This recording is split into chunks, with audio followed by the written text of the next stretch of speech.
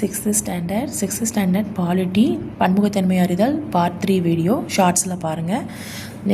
Last என்ன பார்த்தோம் அப்படின்னா, இந்தியாவுக்கு வணிகம் செய்ய வருகை புரிந்தவர்கள் யார் யார் அப்படின்னா, போர்த்துகீசியர்கள், டச்சுக்காரர்கள், ஆங்கிலேயர்கள், டேனியர்கள், அப்புறம் பிரெஞ்சுக்காரர்கள்.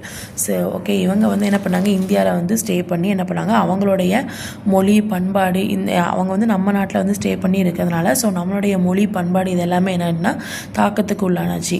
1947 சுதந்திரத்துக்கு முன்னாடி ஏறத்தாழ 300 வருஷம் ஆங்கிலேயோட ஆட்சியின் கீழே நம்ம இருந்தோம். அவங்க இங்கிலீஷ் பேசினாங்க அப்படின்னா அந்த லாங்குவேஜ் நம்மளும் கற்றுக்க ஆரம்பித்தோம். அப்போ இங்கிலீஷ் லாங்குவேஜ் ஒரு முக்கியமான ஒரு மொழியாக எழுச்சி அடைஞ்சிச்சு.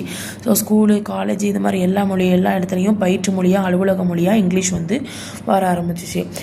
நெக்ஸ்ட் பாக்ஸில் கொடுத்துருப்பாங்க. இந்தியன் கான்ஸ்டியூஷன் எடுத்துக்கிட்டிங்க அப்படின்னா 8வது அட்டவணைப்படி 22 மொழிகள் அலுவலக மொழிகளாக என்ன பண்ணுவாங்க, அங்கீகரிச்சிருப்பாங்க.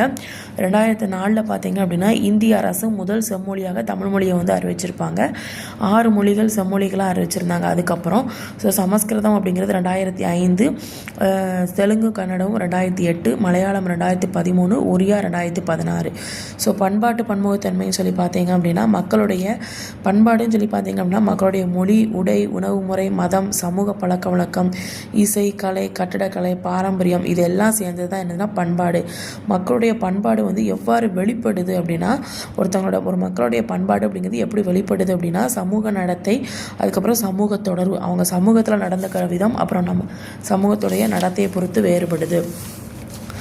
நெக்ஸ்ட் இதில் அது கொடுத்துருப்பாங்க பாக்ஸ் மாதிரி. அதுக்காக சொன்ன பிரகதீஸ்வரர் கோயில், புனித தாமஸ் தேவாலயம் சென்னையில் இருக்குது, தாஜ்மஹால், அப்புறம் சாஞ்சி ஸ்தூபி, கந்தர்ய மகாதேவ கோயில், கோனார் சூரியனார் கோயில், நெக்ஸ்ட் தில்வாரா சமண கோயில். அப்போ சமண கோயில் எங்கே இருக்குது அப்படின்னா தில்வாரா.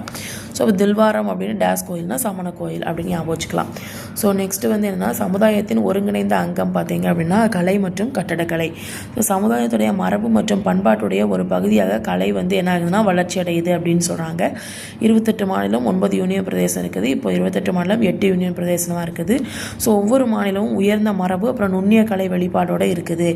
இந்திய தொழில்துறை பார்த்தீங்க அப்படின்னா 60% நம்ம தமிழ்நாட்டில் இருந்து தான் என்ன பண்ணுறாங்க அப்படின்னா தமிழ்நாட்டில் இருக்கதான் மேக்ஸிமம் எடுத்திருக்காங்க. அதனால் தமிழ் லாங்குவேஜ் தான் அதிகமாக எழுதப்பட்டிருக்கு. அதனால் தொழில்துறை என்ன பண்ணுவாங்க, சான்றாக சொல்கிறாங்க. ஓகேங்களா. தமிழ் லாங்குவேஜில் தான் மோஸ்ட்லி எழுதியிருக்காங்க அப்படின்னு சொல்கிறாங்க. ஓகேங்களா. இந்த கல்வெட்டுக்கள் அந்த மாதிரி இதில். ஓகேங்களா.